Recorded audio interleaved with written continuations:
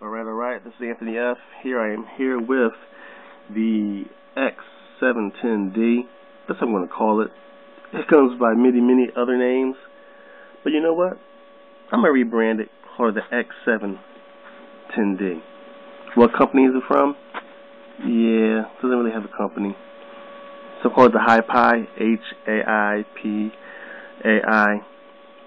But what's really important is that it comes with Android 4.0 on it. Has the MediaTek core and dollars outright with dual SIM. So this is the future, people. It's going to take a minute for everybody to believe it. See there two signals. It's going to take a minute for everybody to believe that it is the future, but it is in fact the future. Only America is not aware of it. Alright, so here we have it with Android 4.0. It's a 5. I forget. It's either a 5.1 or a 5.3 screen. After a while, they all tend to look the same.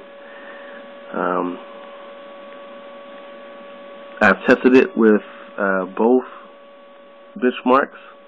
We'll take a look at that and watch it go through its rounds. First, though, we're going to go to the settings and check the stats. Alright, so about and here it says Android version 4.0.9. You can see that. That's debatable. When I looked that up online, I don't think it really exists. So it's about Android 4.0.4. This is the 710d version, X710. I'm told it is a X810d version for Android 4.1.1 and a gig of RAM. This only has 512 megabytes of RAM, 2 gigs of space in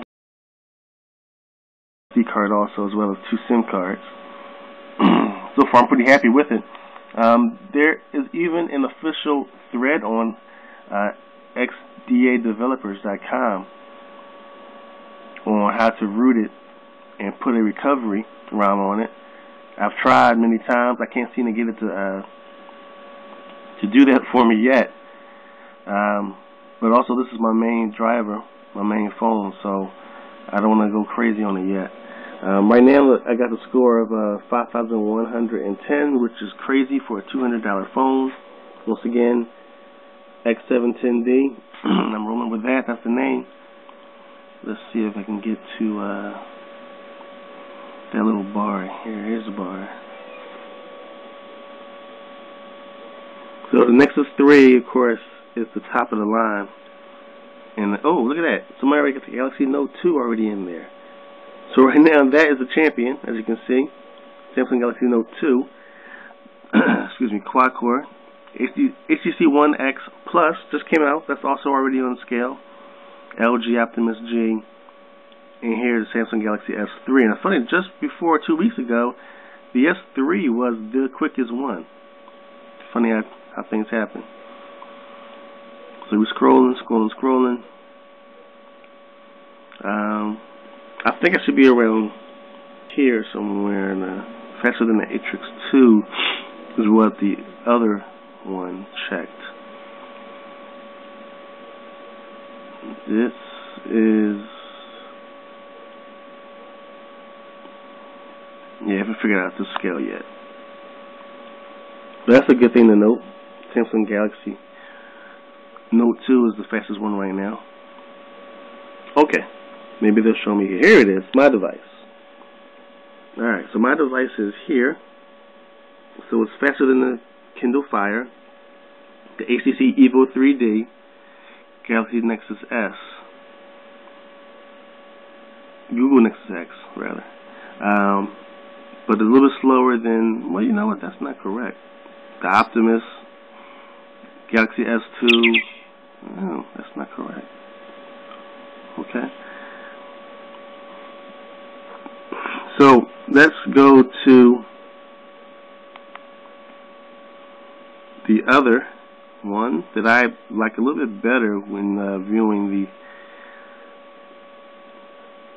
the notes here, Quadrant, yeah. Kind of like Quadrant better in how it tests. So you want to quickly run a full benchmark on it. Let's try it again.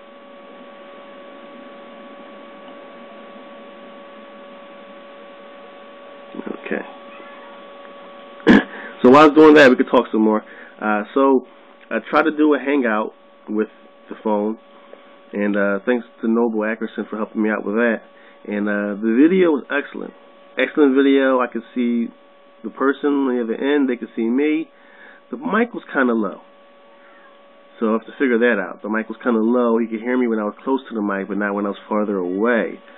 Now when I tried Google Chat via video, that worked perfectly. And the volume was fine on both ends. So that's debatable as to whether it's the volume or not. But this is good.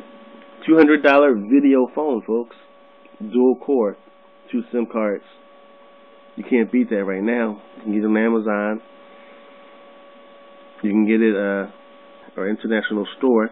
This phone is pretty big in China. It's pretty big in Russia. Even France testing it out. So this right now has a frame rate of about 40, high 40s, went down to 39. It's pretty incredible. Anything over 30 frames a second is excellent. Just went to 40 again.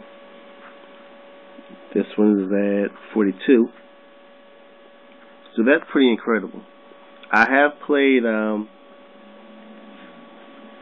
1080p video on this phone, and I didn't know. I'm so used to using the software decode. So I went to software decode to do the video, and I was kind of choppy, like, oh, this was not good. So then I said, well, let's try the hardware, Let it try via just a normal hardware that comes with it without the software decode. And it played beautifully, looked beautifully, no skip, no loss of frames rather. This phone is pretty good. If it could play 1080p video natively, good sign. Alright, so if we look on this one,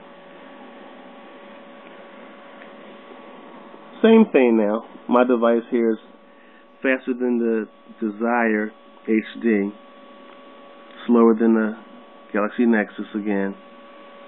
Now before, when I tested this, it said it was faster than the Motorola Atrix 4G. Now it's not. Interesting about that. So I mean, these settings, you got to do this about 3 times and then average out. Drop your low score, drop your higher score. That's okay. Still pretty good though. $200 phone, dual core, 2 SIM cards. Android 4.0. Really can't beat that. Plenty of space. I've been able to install all of my apps that I usually wanted. The apps that I test daily, like my tools, like my screencast, I can't use that yet because that needs root. So I can't use my favorite app ever, Screencast. That's why I'm recording this externally. Root access not available. So that's my next project, how to root this thing successfully. But as you can see right now, I am extremely happy with this, and I have high standards for Android. And this phone is adequate, very adequate. So this is Anthony F. AllYourAndroid.com, testing out here the X710d. See ya.